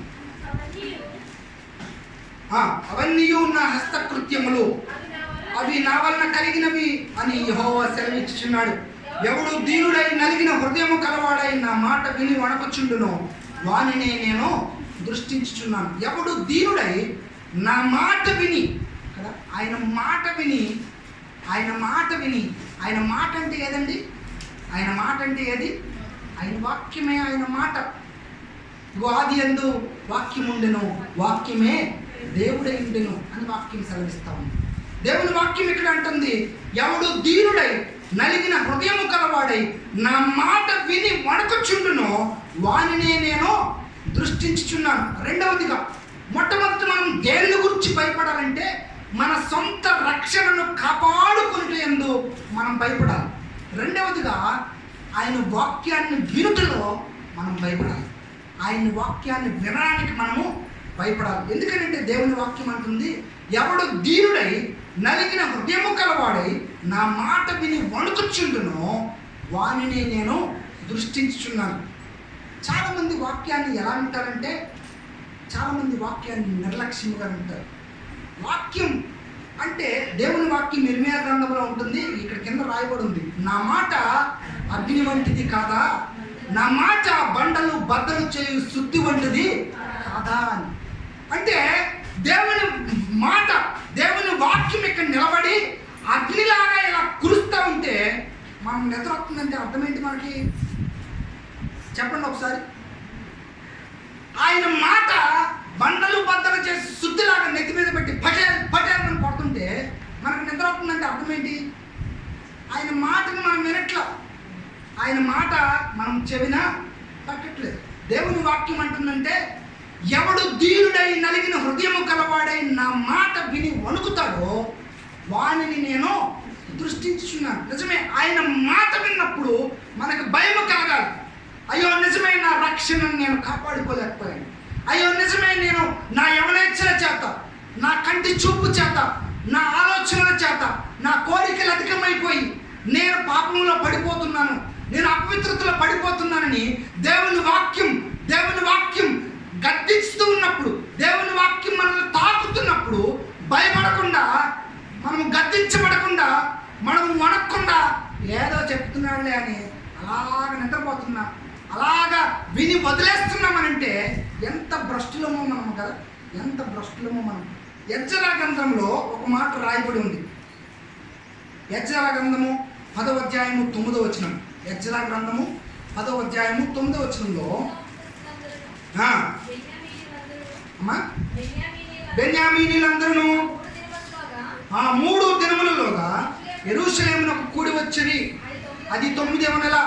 ఆ నెల 20వ దినమున జనులందరూ దేవుని మందిర వీధుల్లో కూర్చుని గొప్ప వర్షాల చేత తడియుచు ఆ సంగతిని తలంచుట వలన వణుకుచున్నారట. ఆ సంగతిని తలంచుట వలన వణుకుతూ ఉన్నారట. ఎవరంటే యెజ్రా దేవుని యొక్క ఆత్మ చేత నింపబడిన వాడే. యెజ్రా ఆ యొక్క దినాల్లో అక్కడున్న అనేక మంది, ఇదిగో ఇక్కడ మనకు కనబడతా ఉంది, యూదా వంశస్థులకును బెన్యామీని వంశస్థులకును యెరూషలేములో వారందరికీ కూడా ఎలుగెత్తి ధర్మశాస్త్రంలోని వాక్యాలను ఆయన చక్కగా దేవుని యొక్క ఆత్మవశుడై ప్రసంగిస్తూ ఉన్నప్పుడంట, దేవుని మందిరంలోనే కాక జనులందరూ కోకొల్లలుగా కూడి వచ్చి వీధుల వెంట కూర్చున్నారట. వీధుల్లో నిండిపోయి కూర్చుంటే యెజ్రా దేవుని వాక్యాన్ని విరువుగా ప్రకటిస్తూ ఉన్నాడట. ప్రకటిస్తూ ఉంటే అక్కడ రాయబడింది ఏమనంటే గొప్ప వర్షాల చేత. వర్షము కాదు అంటే అది జడివానలాగా కురిసి ఆగిపోయే వర్షం కాదది. అది వర్షం ఏం చేస్తుందంటే కాసేపు అలాగా కురుస్తుందట, మళ్ళీ ఆగుతుందట, మళ్ళా కురుస్తుందట, మళ్ళా ఆగుతుందట. ఇక్కడ యెజ్రా ప్రసంగిస్తూనే ఉన్నాడు, అక్కడ వీధుల్లో జనం కూర్చునే ఉన్నారు, వర్షాలు పడతానే ఉన్నాయి. అయితే జనము ఏం చేస్తున్నారంటే జనము వర్షాల చేత తడయుచు ఆ సంగతిని తలంచుట వలన వణకుచున్నారట. అయితే వీళ్ళందరూ కూడా వణికిపోతున్నారట. దేనికో తెలుసా? దేనికి? వర్షాల చేత వచ్చిన చలికి కాదు. వర్షాలు ఎక్కువైతే ఏమవుతాయండి? వర్షం కురిసి ఆగాక ఏమవుద్ది? చల్లని గాలి వస్తుంది. చల్లని గాలి వస్తే ఏమవుద్ది? మనకు చలి వస్తుంది. ఇంకా ఎక్కువ చలేస్తే వణుకుతాం మనం. అయితే వాళ్ళు ధనానికి వణకట్లా. దేనికి వణుకుతున్నారంటే ఆ సంగతి తలంచుట వలన. ఏ సంగతి అంటే యెజ్రా చెప్పిన ఆ సంగతి. యెజ్రా ఏం చెప్పాడంటే మీరు దేవుని యొక్క ధర్మశాస్త్రాన్ని మీరి అన్ని జనుల్లో ఉన్న స్త్రీలను మీరు పెళ్లి చేసుకున్నారు, మహా పాపం మీరు చేశారు అని ఆయన బోధ చేస్తున్నప్పుడు ఆ సంగతి తలంచుకునుట వలన వాళ్ళు వణికిపోతున్నారట. ఎందుకని? దైవజనుడు చెప్తున్న వాక్యాన్ని విని ఆ వాక్యంలో ఉన్న సంగతులు వాళ్ళకి అర్థమయ్యి వర్షం చేత వాళ్ళకి భయమేట్లా, ఆ గాలి వాళ్ళ చేత భయమేట్లా, ఆ ఉరుముల చేత మెరుపుల చేత వాళ్ళకి భయము ఇట్లా. దేని చేత వాళ్ళకి భయం వేస్తుందంటే దైవజనుడు చెప్తున్న వాక్యాన్ని తలంచుకునటం వలన వారికి వణుకు పడుతుందట. వణుకు పడుతుంది. నిజమే, భయంకరమైన పాపాలు వాళ్ళు చేశారు. చాలాసార్లు తప్పిపోయారు వాళ్ళు. రాజుల గ్రంథాలు అంతకు ముందులో ఉన్నాయి కదా, రాజుల గ్రంథాలు, దినవృత్తాంతాల గ్రంథాలు ధ్యానం చేస్తే ఏ రాజు అయితే దేవునికి విధేయుడై ఉన్నాడో తన యొక్క పరిపాలన చక్కగా సాగింది. ఏ రాజు అయితే అవిధేయుడయ్యాడో తన పరిపాలన అంతా నిర్వీర్యమైపోయింది, అన్ని జనుల్లోకి వెళ్ళిపోయింది, పాపంలోనికి పతనంలోనికి పడిపోయింది. నిజానికి యెజ్రా కాలానికి వచ్చే టయానికి వాళ్ళు శుభ్రంగా ధర్మశాస్త్రాన్ని మర్చిపోయారు. ధర్మశాస్త్రం అంటే ఏంటో వాళ్ళకి తెలియదు కనుక ధర్మశాస్త్రాన్ని యెజ్రా ప్రసంగిస్తూ ఉన్నప్పుడు వాళ్ళు ఆ సంగతి తలంచుకునంట భయముతో వణికిపోయారు. నిజంగా వాక్యాన్ని వింటూ ఉన్నప్పుడు కదా, ఒకవేళ చలి వేస్తే చల్లగా ఉంటే భయం చేత మనకు వణుకు వస్తుంది కదా.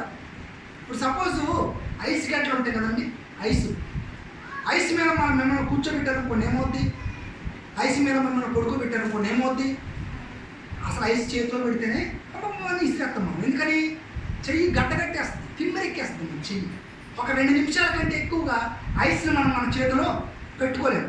అదే చచ్చిపోయిన వారు ఉన్నారు అనుకోండి, ఎక్కడ వరకు పెడతారు? చచ్చిపోయిన తర్వాత ఫ్రిడ్జ్లో పెడతారు. ఇప్పుడంతా ఇంతకుముందు అంటే ఐస్ గడ్డల మీద పెట్టేవాడు, ఇప్పుడు ఫ్రీజర్ బాక్స్లో వచ్చినాయి. అంటే ఫ్రిడ్జే, అందులో కూడా ఐస్ గడ్డ అయిపోద్ది మనిషి, అందులో కూడా ఐస్ గడ్డ అయిపోద్ది. మీరు ఎప్పుడైనా చూస్తే చచ్చిపోయిన తర్వాత మనిషి డీకంపోజ్ అవ్వకుండా ఉండటానికి ఫ్రీజర్ బాక్స్లో పెడతారు. అంటే అక్కడ ఇప్పుడు మనకు మామూలుగా ఐస్ గడ్డలు మేము పడుకోబెట్టే ఇంకోటి మనిషి ఏమంటాడు? అని భయం వేసి ఉనికి అని అంటారు. చచ్చిపోయిన శవాన్ని కూడా ఫ్రీజర్ బాక్స్లో పెడితే అంటారు. అలా అంటే వల్ల మనం భయపడిపోతాం, మనం కూడా చచ్చిపోతాం కదా. కనుక చచ్చిపోయిన మనిషి ఎప్పటికి కూడా అని అన్నాం. ఎందుకని? అతనికి చలియదు, అతనికి చలి అనిపించదు. ఆ యొక్క శరీరానికి స్పర్శ జ్ఞానం లేదు.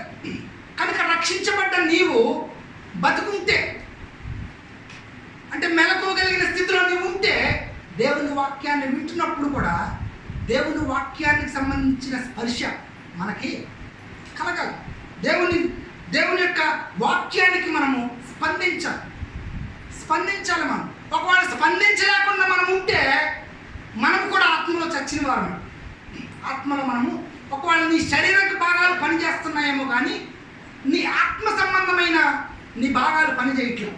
ఆత్మలో నీవు చచ్చిన స్థితిలో ఉన్నావు. అందుకనే నీ వాక్యానికి స్పందించలేకపోతా ఉన్నావు.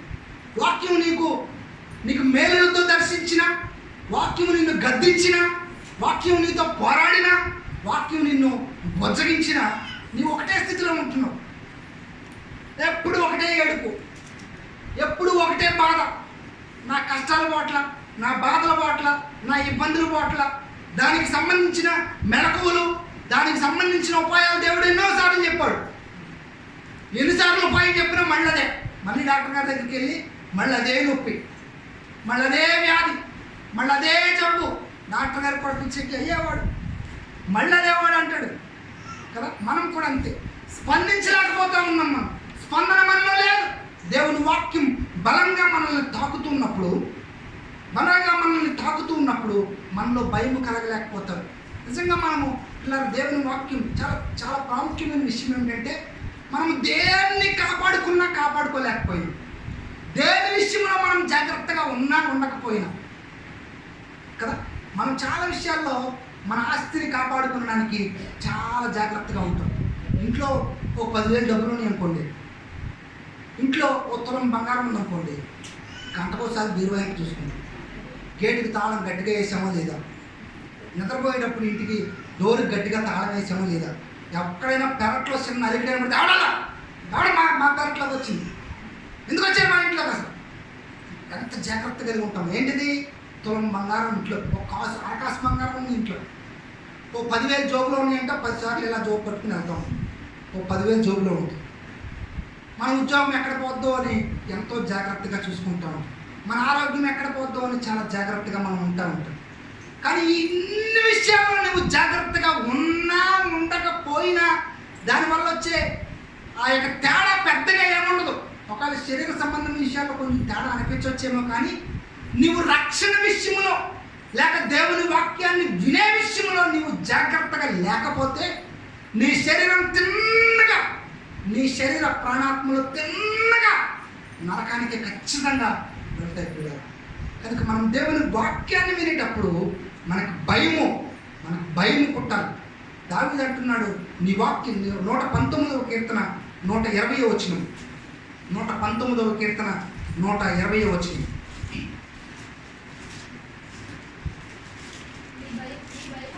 నీ భయము వలన నా శరీరము వణుకుచున్నది, నీ న్యాయ విధులకు నేను భయపడుచున్నాను. నీ భయము వలన నా శరీరము వణకుచున్నది, నీ న్యాయ విధులకు నేను భయపడుతున్నాను అని దావీదు రాజు చెప్తూ ఉన్నట్లుగా చూస్తూ ఉన్నాం.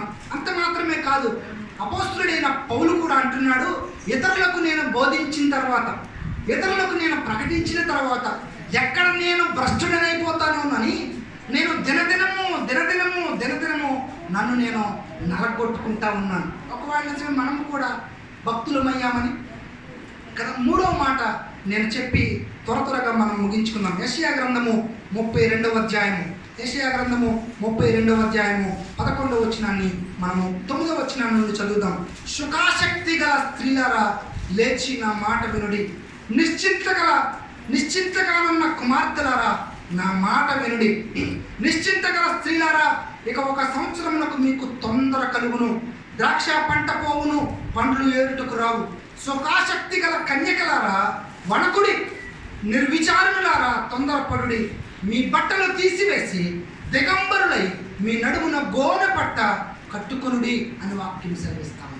సుఖాసక్తి గల స్త్రీలారా, సుఖాసక్తి గల కన్యలారా, నిర్విచారణలారా, నిశ్చింతగా ఉన్న కుమార్తెలారా అని దేవుని మాట మాట్లాడుతూ ఉన్నది. నిజమే, చాలాసార్లు మనం ఎలా ఉంటామంటే, మునుపటి దినాల్లో మనకు చాలా కష్టాలు ఉండేవి. దరిద్రతలో ఉన్నాం, మనం అవసరతలో ఉన్నాం, మనం ఇక్కట్టుల్లో ఉన్నాం, ఇబ్బందుల్లో ఉన్నాం.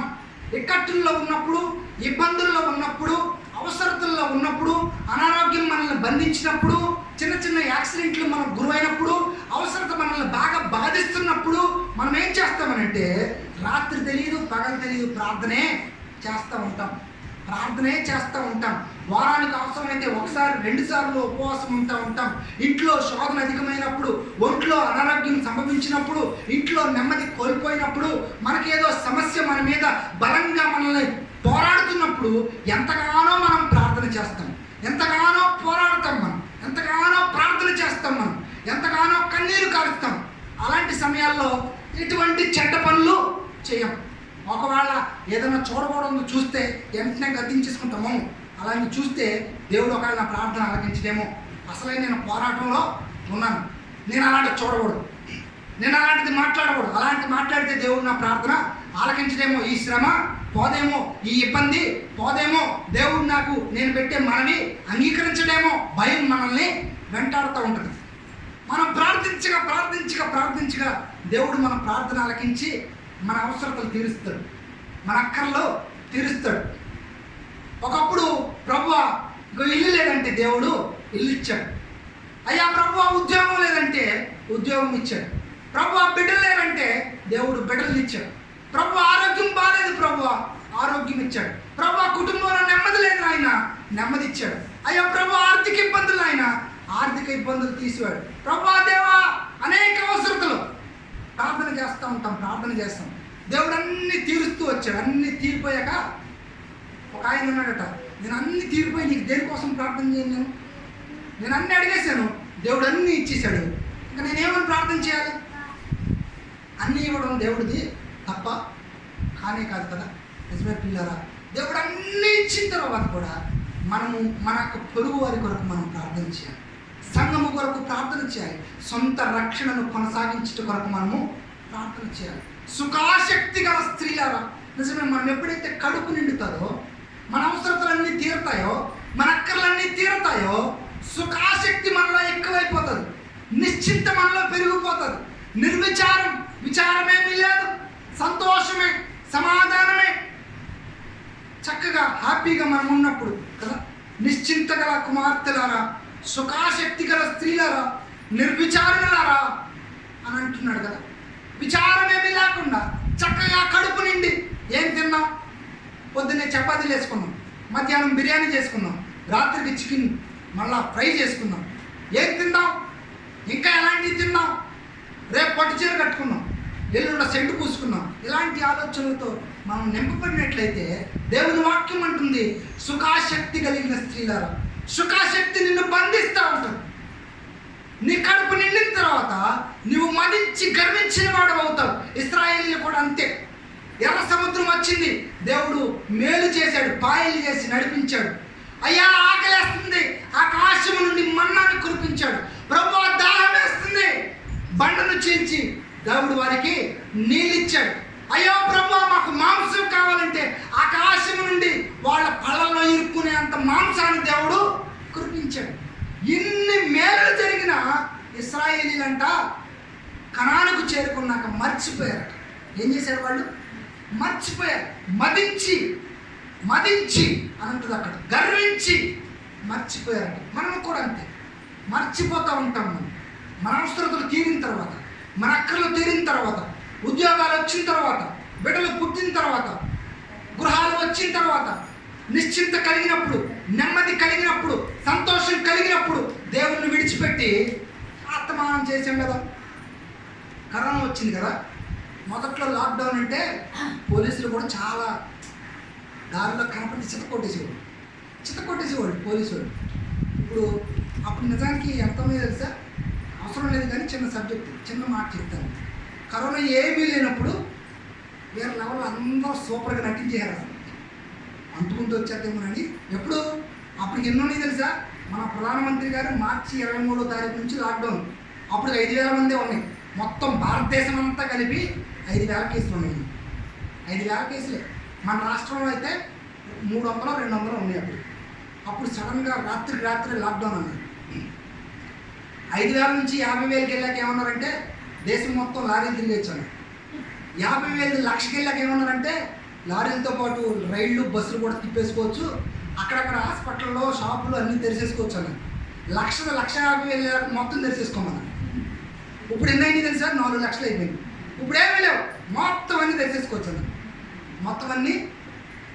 అప్పుడేమో అన్ని జాగ్రత్తలు అంటే ముట్టుకుంటే జాగ్రత్త, బయటకు వస్తే చితకొట్టేసేవాడు పోలీసు వాడు. అప్పుడు ఏమీ లేదు, అప్పుడు జబ్బు ఏమీ లేదు. అప్పుడు కానీ చాలా జాగ్రత్తలు. ఇప్పుడు ఎక్కువైపోయింది కానీ జాగ్రత్తలే లేవు. గవర్నమెంట్ వదిలేసింది, మనం కూడా అంతే. ఏమీ లేనప్పుడు చాలా జాగ్రత్త పడి ఉంటాం, చాలా జాగ్రత్తగా ఉంటాం. కానీ మనము ఎందుకు ఈ యొక్క నిర్లిప్తత వచ్చిందంటే ఎన్ని రోజులు చేస్తాం. ఇప్పుడు నేనేం చేస్తున్నానంటే ఆఫీస్కి వెళ్తాను కదా, ఇంట్లో నుంచి ఆఫీస్కి వెళ్తాను. చిన్న బిడ్డలు కదా, పసిపిల్లలు, మా పాలు తాగి పిల్లలు కదా మా అబ్బాయి. కాబట్టి ఎక్కడ ఏది ముట్టుకుంటాడో అని ఆఫీస్కి వెళ్తాను. మధ్యాహ్నం భోజనానికి వచ్చినప్పుడు బట్టలన్నీ తీసేసి బయట వేరే బాత్రూమ్ ఉంటుంది, దాని దగ్గర తగిలించి మళ్ళీ చేతులు, మొఖం అన్నీ కడుక్కొని, కాళ్ళు కడుక్కొని లోపలికి వెళ్ళి భోజనం చేసి మళ్ళీ వచ్చేటప్పుడు మళ్ళీ బట్టలు వేసుకుని వస్తుంది. మళ్ళీ సాయంత్రం వెళ్ళినప్పుడు ఈ బట్టలన్నీ తీసి మళ్ళీ అక్కడే ఇడిచేసి బయట స్నానం చేసి మళ్ళీ లోపలికి వెళ్తాను. ఆఫీస్లో ఉన్న గంటకోసారి చేతులు కడుక్కోవడం, గంటకోసారి మూతి కడుక్కోవడం, అస్తమానం బట్టలు ఎత్తుకోవడం, అస్తమానం చేసి ఏమనిపిస్తుందండి. మా వాడు అప్పుడు అన్నాడు మొన్న మా ఆఫీస్లో, ఎన్ని రోజులు కడుక్కుంటామని సిరాకేస్తుంది. అది ఎక్కడుందో తెలియదు. ఏంటది? కరోనా. ఎక్కడుందో తెలియదు. అస్తమానం కడుక్కున్నాం, అస్తమానం ఉతుక్కున్నాం, అస్తమానం ఆఫీస్ కడుక్కోవడం, అస్తమానం ఇల్లు కడుక్కోవడం, అస్తమానం బండ్లు కడుక్కోవడం. నా ఫోన్ కూడా, ఫోన్ మరి పిల్లలు ముట్టుకుంటారు కదా, ఇంటికి వెళ్ళగానే ఫోన్కి శానిటైజర్ పూసేయడం, ల్యాప్టాప్కి శానిటైజర్ పూసేయడం. ఎన్ని జాగ్రత్తలు, ఎంతకాలం తీసుకుంటాం జాగ్రత్తలు. ఆత్మీయతలో కూడా అంతే, ఎంతకాలం ప్రార్థన చేస్తాం. ఇంతకుముందు కష్టం ఉండేది, ఇంతకుముందు రోగం ఉంది, ఇంతకుముందు అవసరం ఉంది. కాబట్టి రాత్రి పగలు ప్రార్థన చేసాం, వేకువనే లేచి ప్రార్థన చేశాం. ఇప్పుడు అవసరం తీరిపోయింది, చాలు ఒక 5 నిమిషాలు ప్రార్థన. ఇంతకుముందు అరగంట ప్రార్థన చేసేవాళ్ళం, ఇప్పుడు 5 నిమిషాలు ప్రార్థన. ఇంతకుముందు రోజంతా, వారానికి 2 సార్లు ఉపవాసం, ఇప్పుడు నెలకోసారి ఉపవాసం. నిర్లిప్తత, నిర్లక్ష్యం. ఎందుకనంటే సుఖాశక్తి మనల్ని ఆవహించిన కారణాన్ని బట్టి, నిర్విచారం మనల్ని ఆవహించిన కారణాన్ని బట్టి, మనకున్నవన్నీ జరిగిపోయిన కారణాన్ని బట్టి మనం కడుపు నిండిపోయిన వారమై ఇలాగ మనం ప్రవర్తిస్తూ ఉంటాం పిల్లలు. కనుక మనము జాగ్రత్త కలిగిన వారమై ఈ సుఖాశక్తి మనల్ని బంధించకుండా మనం ఒక నియమం ప్రకారం పోరాడాలట. నియమం ప్రకారం కొరింథీయులకు రాసిన పత్రికలో ఆ మాట ఉంటుందంట. ఏమనంటే తిమోతిలకు రాసిన పత్రికలోన నియమం ప్రకారం పోరాడుకుంటే వాడు పందెంలో గెలవడట. కొరింథీయులకు రాసిన పత్రికలోనైనా ఫిలిప్పీలకు రాసిన పత్రికలో ఉంటుంది అన్నమాట. సరే, కనుక అక్కడ నియమం ప్రకారం అని ఉంటుంది. కనుక మనం ఖచ్చితంగా ఒక నియమాన్ని పాటించాలి. మన ఒక పాస్టర్ గారు చెప్తుండగా నేను విన్నాను. కొరింథీయులకు రాసిన మొదటి పత్రిక 9వ అధ్యాయము 24వ వచనం. పందెపు రంగమందు పరిగెత్తు వారందరూ పరిగెత్తుదురు కానీ ఒక్కడే బహుమానం పొందునని మీకు తెలియదా? అటువలే మీరు బహుమానం పొందినట్లుగా పరిగెత్తుడి. మరియు పందెమందు పోరాడు ప్రతివాడు అన్ని విషయముల్లోనూ మితముగా ఉండును. వాడు క్షేమకు కిరీటం పొందుటకు, మనమైతే అక్షేమకు కిరీటం పొందుటకు మితముగా ఉన్నాము. సరే, ఒక పాస్టర్ గారు చెప్తూ ఉండగా విన్నాను. ఏమనంటే ఒక ఆయన, ఆ పాస్టర్ గారు అనుకోకుండా ఒక విశ్వాసి ఇంటికి వెళ్తే ఆ విశ్వాసి ఇంటి ముందు ఒక టైం టేబుల్ పెట్టుందంట. ఒక టైం టేబుల్. ఏంటా టైం టేబుల్ అంటే మన పిల్లలందరికీ ఒక టైం టేబుల్ ఉంటుంది. 6:30 నుంచి 8:30 దాకా తెలుగు పీరియడ్, తర్వాత మ్యాథ్స్ పీరియడ్, తర్వాత హిందీ పీరియడ్ అని ఒక టైం టేబుల్ ఇస్తారు. ఆయన కూడా టైం టేబుల్ రాసినట్టు ఏమనంటే ఉదయం 4:30 నుంచి 5:30 దాకా వేకువజాము ప్రార్థన, ఉదయకాల నైవేద్య ప్రార్థన. 5:30 నుండి 6:30 దాకా కుటుంబ ప్రార్థన. 6:30 నుంచి మళ్ళీ వాళ్ళు కాలకృత్యాలు తెచ్చుకుని వాళ్ళ ఉద్యోగాలకు వాళ్ళు వెళ్ళిపోవడం. మళ్ళా సాయంత్రం వచ్చిన తర్వాత 7 కాడ నుంచి 8 దాకా కుటుంబ ప్రార్థన. 8 నుంచి మళ్ళా భోజనాలు. మళ్ళీ 9 కాడ నుంచి 9:30 దాకా వ్యక్తిగత ప్రార్థన. ఇలాగన ఒక టైం టేబుల్ వేసుకున్నాడట. పాస్టర్ గారు అంటున్నాడు, ఆ టైం టేబుల్ అతను పాటిస్తున్నాడో లేదో కానీ ఆ టైం టేబుల్ చూడగానే నాకు ఎంతో సంతోషం అనిపించింది. మళ్ళీ ఆ విశ్వాసాన్నట, పాస్టర్ గారు నియమం ప్రకారం పోరాడాలి కదా, నియమం ప్రకారం పోరాడకపోతే మనం గెలవలేం కదండి, అందుకే నియమం పెట్టుకుని నేను పోరాడుతున్నానని చెప్పాను. మనం నిజంగానే కడుపు నిండినప్పుడు ఒక రకంగా, అవసరత ఉన్నప్పుడు ఒక రకంగా, అవసరత లేనప్పుడు ఒక రకంగా కాదు, కానీ నిరంతరం ఒకే రకంగా. నేను ఖచ్చితంగా ఆంటీని బట్టి చెప్పగలను. ప్రతిరోజు నా ఇంటి పక్కన వాళ్ళు ఆంటీలు కూడా చెప్తారు, మధ్యాహ్నం సమయం అయిందంటే బైబిల్ తీసుకుని ప్రార్థన చేసుకుంటుంది, ప్రార్థన చేసుకున్న తర్వాత పాటలు పాడుతుంది. మేము మా కుటుంబాన్ని బట్టి చెప్పగలం, ఏది ఎటెళ్ళిపోయినా కుటుంబ ప్రార్థన మాత్రం మేము మానం. ఒకవేళ సమయం మాత్రం ఒక్కోసారి అటు ఇటు అవుతుంది, ఒక్కోసారి 7:30 అవుతుంది, ఒక్కోసారి 8 అవుతుంది, ఒక్కోసారి 8 కంటే ముందు చేసుకుంటాం. ఏదైనా అనుకోండి, కుటుంబ ప్రార్థన మాత్రం మేము ఖచ్చితంగా చేసుకుంటూ ఉంటాం. కనుక మనము మన బ్రతుకుల్లో ఒక నియమాన్ని పెట్టుకోవాలి, ఒక నియమం ప్రకారం మనం పోరాడాలి. వేకువజాము ప్రార్థన, వ్యక్తిగత ప్రార్థన, కుటుంబ ప్రార్థన, దేవుని యొక్క దర్శన ప్రార్థన మన జీవితాల్లో ఉండకపోతే మన రక్షణ మనము కాపాడుకోవాలి. కనుక పిల్లారా, గిద్యోను అతని యొక్క సైన్యము వేకున లేచి హరోదు బావి వద్ద దిగారట. హరోదు అనగా భయమును వణకును అనే అర్థం వస్తూ ఉన్నది. కనుక మనము విశ్వాసులమైన మనము దేవునిలో కొనసాగుతున్న మనందరికీ కూడా ఈ హరోదు అనుభవం మనకు ఉండాలి. ఆఫీస్లో ఉన్నావా, హరోదు అనుభవం నీకు ఉండాలి. ఉద్యోగంలో ఉన్నావా, హరోదు అనుభవం నీకు ఉండాలి. ఇంట్లో ఉన్నావా, హరోదు అనుభవం నీకు ఉండాలి. మందిరంలో ఉన్నావా, హరోదు అనుభవం నీకు ఉండాలి. ముసలమ్మ ముచ్చటల్లో ఉన్నావా, హరోదు అనుభవం నీకు ఉండాలి. హరోదు అనగా భయము వణకు అనంటే నువ్వు ఎక్కడున్నా, ఆఫీసులో ఉన్నా భయం పడాలి, ఉద్యోగంలో ఉన్నా భయపడాలి, నువ్వు నలుగురిలో ఉన్నా భయపడాలి, ఒంటరిగా ఉన్నా భయము వణకు నీకు ఉండాలి. దేన్ని గురించిన భయం అంటే శరీర సంబంధమైన భయము కానే కాదు ప్రియుల. శరీర సంబంధం గురించి నీవు భయపడక్కర్లా, ఎందుకంటే నీ తల వెంట్రుకలన్నీ లెక్కించబడి ఉన్నాయి. అనేకమైన పిచ్చెక్కల కంటే మీరు శ్రేష్ఠులని దేవుడు వాగ్దానం చేస్తున్నాడు. వాగ్దానం చేసిన దేవుడు నమ్మదగిన వాడు, మాట తప్పని వాడు, నిన్ను నన్ను పోషించేవాడు మన దేవుడు. కనుక మనం దేని గురించి భయపడాలంటే మన సొంత రక్షణను కాపాడుకునేటందు మనం భయపడాలి. రెండవదిగా ఆయన వాక్యాన్ని విని, ఆయన వాక్యాన్ని అర్థం చేసుకుని, ఆయన వాక్యాన్ని గైకొనుటకు మనం అత్యంత ఎక్కువగా భయపడాలి. మూడవదిగా దేవుని వాక్యం ప్రకారం ప్రార్థన చేసినప్పుడు, అడిగినవన్నీ పొందుకున్నప్పుడు ఒకవేళ గర్వం మనలో ప్రవేశించకుండా, ఒకవేళ సుఖాశక్తి మనలో పెరిగిపోకుండా, ఒకవేళ నిర్విచారం మనలోనికి రాకుండా, నిర్లిప్తత సుఖాశక్తి మనలోనికి ప్రవేశించకుండా భయము కలిగి హరోదు అనుభవంలో మనమందరం కొనసాగినట్లు దేవుడు మన ఎడల కృప చూపించునుగాక. ఆమేన్. ప్రార్థన చేసుకుందాం. అందరూ కూడా కళ్ళు మూసుకోండి. మన ప్రభు అయిన యేసు వైపు చూస్తూ, ఇంత గొప్ప రక్షణ నీవు నిర్లక్ష్యము చేసినాడు. ఎవన బిడ్డ, ఎవన తమ్ముడు, ఎవన చెల్లి, విశ్వాసి, దేవుడు మాట్లాడుతున్నాడు. ఇంత గొప్ప రక్షణ మనము నిర్లక్ష్యము చేసినాడు ఎలాగో తప్పించుకుంటాం.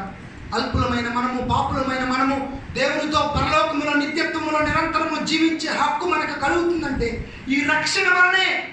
కనుక ఈ రక్షణ మనం ఎంతో జాగ్రత్తగా కాపాడుకోవాలి. ప్రార్థన చేసుకుందాం, ప్రశ్నించుకుందాం. ఏ రీతిగా ఉన్నాం మనం, మన మాటలు ఎలా ఉన్నాయి, మన క్రియలు ఎలా ఉన్నాయి, మన చూపులు ఎలా ఉన్నాయి, మన తలంపులు ఎలా ఉన్నాయి, ప్రశ్నించుకుందామా? ప్రార్థన చేసుకుందాం. మహాపరిశుద్ధులైన మా పరమ తండ్రి యేసయ్య, మీ పరిశుద్ధమైన, ఘనమైన, శ్రేష్టమైన, మహోన్నతమైన నామము కొరకే వందనాలు తండ్రి, స్తోత్రాలు ప్రభువా. నిజమైన ఆయన యేసయ్యా, మా రక్షణను కాపాడుకున్నట్లో నిరంతరము భయము వణకు కలిగి ఇంత గొప్ప రక్షణ మేము నిర్లక్ష్యము చేయకుండా యేసయ్యా, అన్యులకు నాయన అది వెర్రితనము కావచ్చు నాయన, కానీ మాకు రక్షించబడుచున్న మాకు మీ సిలువ దేవుని శక్తిని మేము ఎరిగి, మీ సిలువ యందు నాయన, మీ సిలువను ధరించి, మీ సిలువను ఎత్తుకుని నాయన మేము కొనసాగుటకు, నాయన మేము రక్షణను కాపాడుకున్నటకు మేము పోరాడినట్లుగా మీ కృప చూపించండి. మీ వాక్యం వింటున్నప్పుడు భయము వణకు మాలో కలిగింపు చేయండి. నిర్విచారము సుఖాశక్తి మమ్మల్ని ఆవహించి నాయన మమ్మల్ని పట్టి బంధించి పతనావస్థలో పడవేయకుండా మమ్మల్ని కాచి కాపాడి బలపరచండి నాయన. మీ రక్షణ మా యందు నాయన పదిలపరచండి, భద్రపరచండి నాయన. మాలో ఉన్న పాపము మమ్మల్ని బంధించకుండా మీ పరిశుద్ధతలో నిరంతరము కొనసాగే కృప మాకు మా అందరికీ అనుగ్రహించి బలపరచమని అడుగుతూ సమస్త మహిమను మీకు అప్పగించుకొని యేసు నామములో అడిగి వేడుకొనుచున్నాను మా పరమ తండ్రి. ఆమేన్.